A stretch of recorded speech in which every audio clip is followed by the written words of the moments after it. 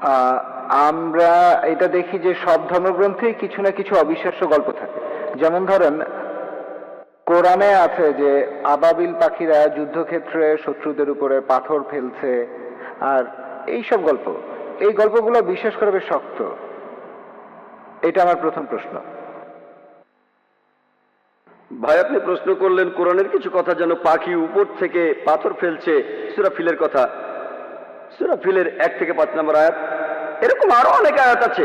কোরআন বলছে শাক্কুল কামার, নবীজি মুহাম্মদ সাল্লাল্লাহু আলাইহি ওয়াসাল্লাম চাঁদকে 2 ভাগ করেছিলেন, মুসা আলাইহিস সালাম সাগরকে 2 ভাগ করেছিলেন। এগুলো কঠিন কাজ, হ্যাঁ, এগুলোকে বলে অলৌকিক। অলৌকিক কাজ হলো সেগুলো যেগুলোর কোনো ব্যাখ্যা মানুষ দিতে পারে না।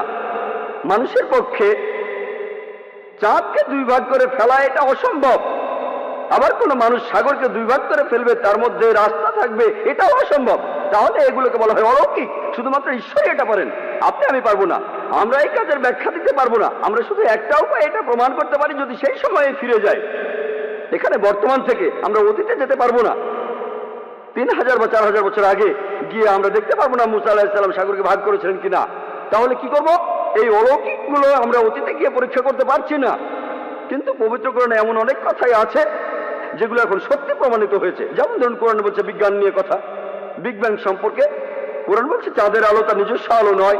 কোরআন বলছে পৃথিবী বর্তুলাকার। কোরআন বলছে সূর্য প্রদক্ষিণ করে। 1400 বছর আগে মানুষ ভাবতো এগুলো কোন ধরনের কথা? চাঁদের নিজের কোনো আলো নেই, পৃথিবী বর্তুলাকার, এগুলো কি সত্যি? এগুলো বিগ ব্যাং এর কথা? এখন বিজ্ঞান অনেক উন্নত হয়েছে, এখন আমরা জানি সবই সত্যি। তবে অতীতে কি হয়েছে জানার জন্য অতীতে যেতে পারবো না।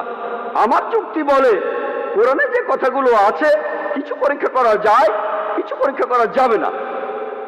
আমরা অতীতে যেতে পারবো না, তাহলে এই ব্যাপারগুলো কিছুটা অপরিষ্কার। আমরা বর্তমানে যেগুলো পরীক্ষা করতে পারি সেই কথাগুলোর মধ্যে যা কিছু পরীক্ষা করতে পারি, ধরেন 80% চেক করতে পারি। আমার যুক্তি বলে 80% কোরআনে যে কথাগুলো আছে পরীক্ষা করতে পারি, সেগুলো একেবারে 100% সঠিক। যেগুলো আমরা চেক করতে পারি তার মধ্যে 1% ভুল নেই। যদি বলেন এমন ঘটনা ঘটেনি, শুধু অতীতে গেলেই সেটা প্রমাণ করতে পারবেন।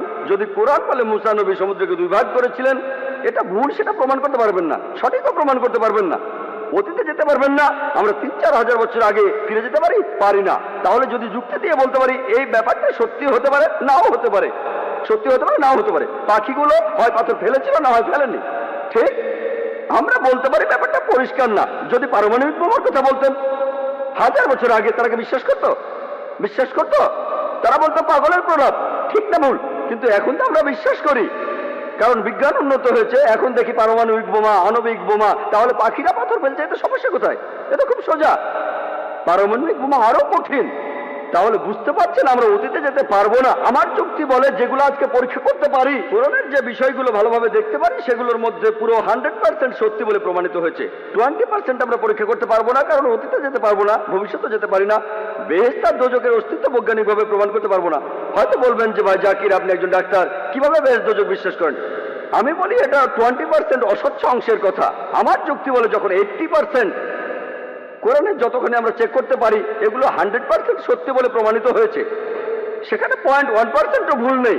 আমার যুক্তি বলে এই 20%ও ইনশাআল্লাহ আল্লাহ চাইলে সেটাও সত্যি প্রমাণিত হবে। হয়তো ভবিষ্যতে বিজ্ঞান উন্নত হবে, 20 বছর 50 বছর পরে আমরা পরকালের জীবন সম্পর্কে জানতে পারবো, আমরা বেহেশত দোজখ সম্পর্কে জানতে পারবো। আমার যুক্তি বলে এটা যুক্তিপূর্ণ বিশ্বাস যে কোরআনের 0.00001%ও ভুল প্রমাণিত হয়নি। 80% একেবারে পুরোটাই সত্যি।